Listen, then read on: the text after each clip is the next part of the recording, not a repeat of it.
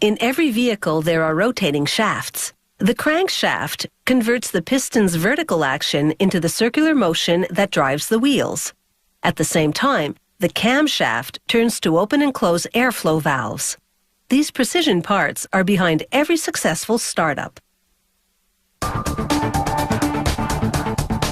Life on the road can be tough, and a good crankshaft has to keep on turning when the engine is under stress.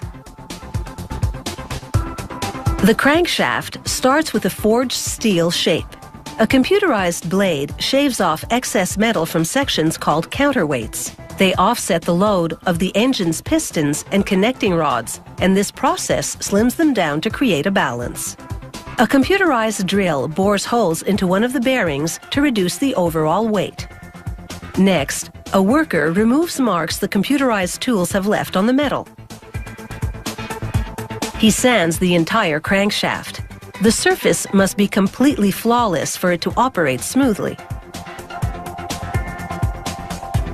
Fine glass beads blast the part as it revolves in a rotisserie-like device to knock off sharp edges and give the crankshaft a consistent finish.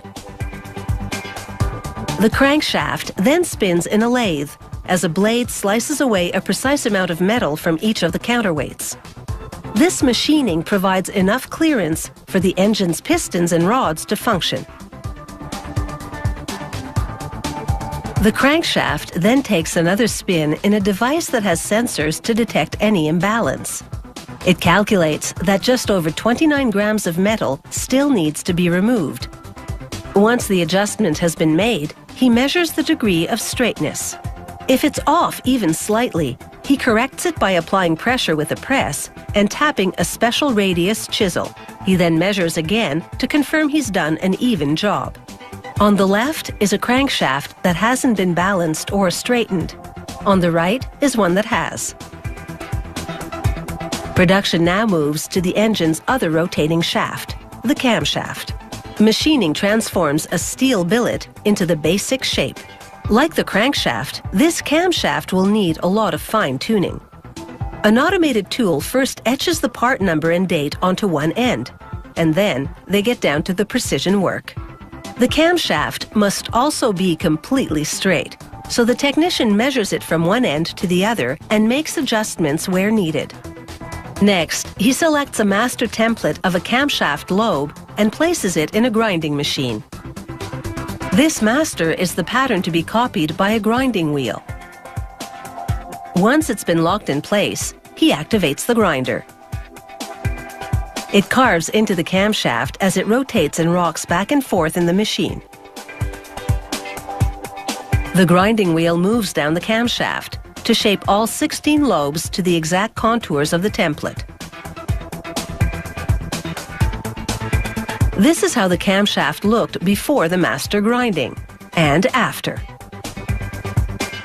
Next, a computerized probe measures the profile of each lobe and confirms that the dimensions and lift are identical.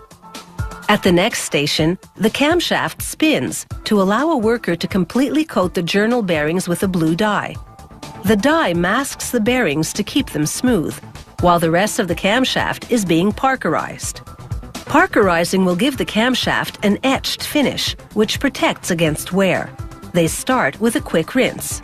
Then they plunge the camshafts into hot phosphorus acid. The acid microscopically etches the metal, while other chemicals in the bath add a thin graphite coating. They rinse the residue. After the finish has dried, a worker buffs the journal bearings as the camshaft spins. This completely rubs off the blue dye and polishes the metal. He then wipes down the entire camshaft with a dry rag. He places the camshaft on a perforated metal shelf and floods it with oil. Some oil drains away, but a residue clings to the part, and that residue will prevent rusting. Once packaged, this rotating shaft is on its way to a garage or car factory, where ultimately it will do its part to help set the wheels in motion.